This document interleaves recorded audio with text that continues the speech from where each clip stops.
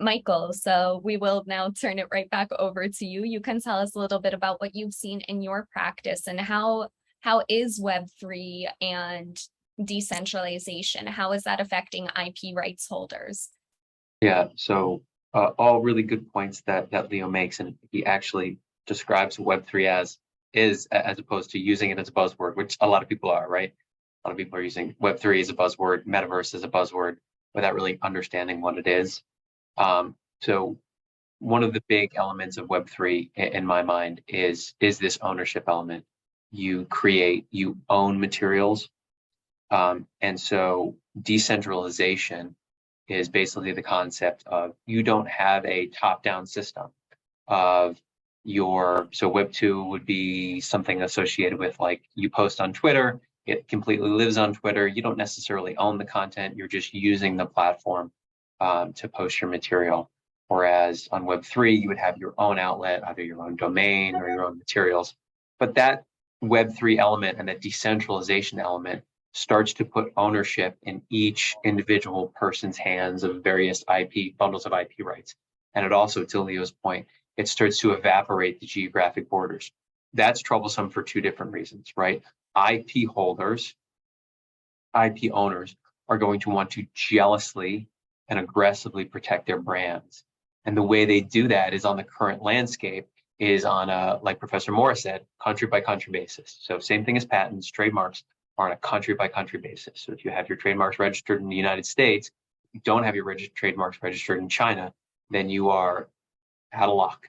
So people are going to increasingly start to think about how to protect trademarks with this kind of government overlay in this decentralized universe.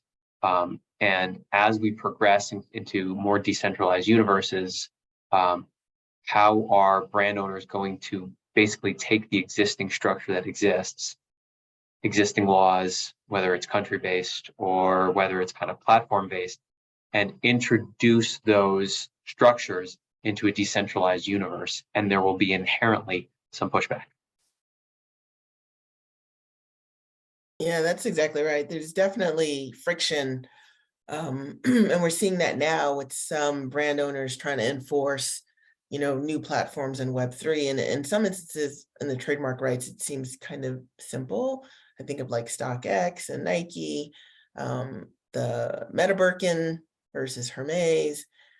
But on many levels, it's not, right? So, this question of, are consumers really confused in a decentralized world, right? Like what's the likelihood of confusion argument for trademark, to me, is interesting when you think about a decentralized platform, because your unit is so much smaller now.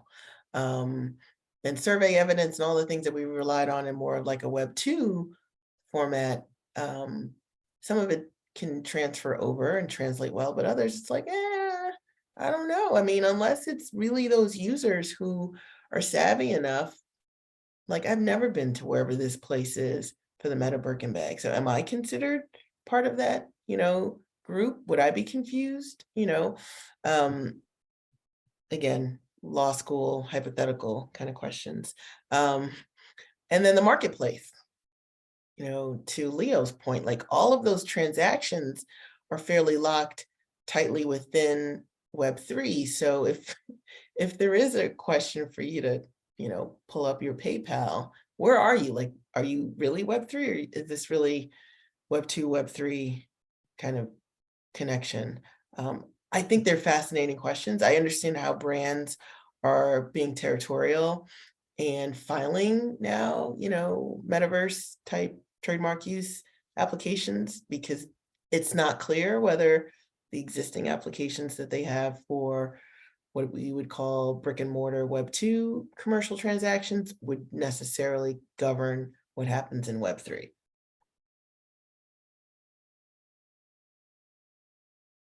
Interesting. Does anyone else want to jump in on that one? I want to chime in here a little bit here.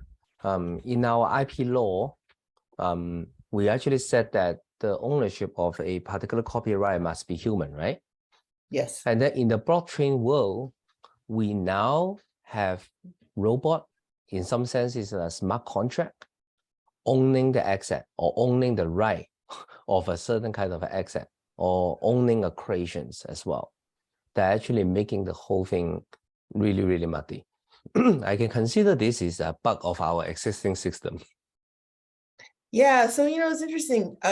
There's clearly patent protection for certain blockchain use cases. But when you think of a smart contract, it's really just a transactional verification, sort of exercise. More than that, a smart contract is a program.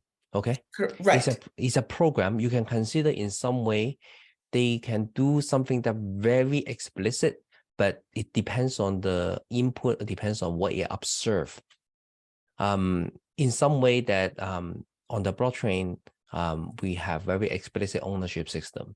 They can certainly create things that with very explicit ownership owned by itself.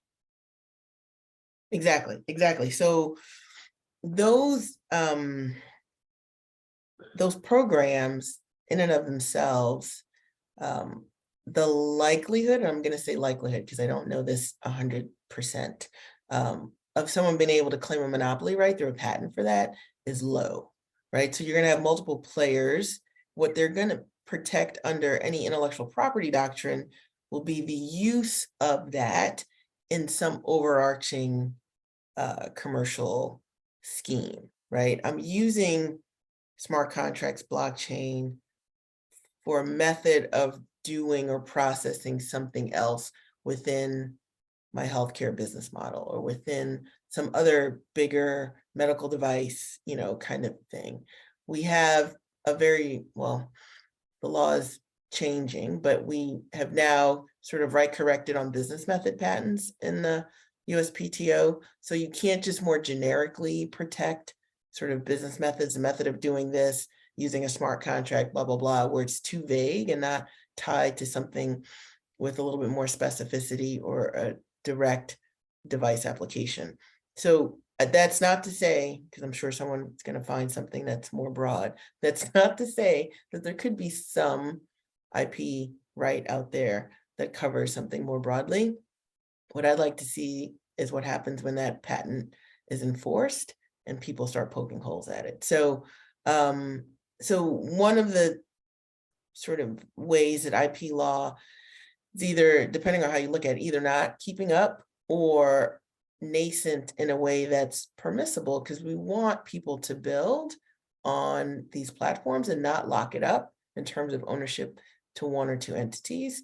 I'm of the latter view. I prefer you have some specificity to the ownership right you're claiming, and it's a use case that you've built like a value chain for, right? So if you're Medtronic and you've got this body of medical devices and you're now using some smart contract way of managing, I don't know, defibrillation and patient monitoring or whatever, totally fine with you filing a patent application for that, right? What I don't want you to do is lock up, a programming language that multiple programmers would like to use to do the same thing. Interesting.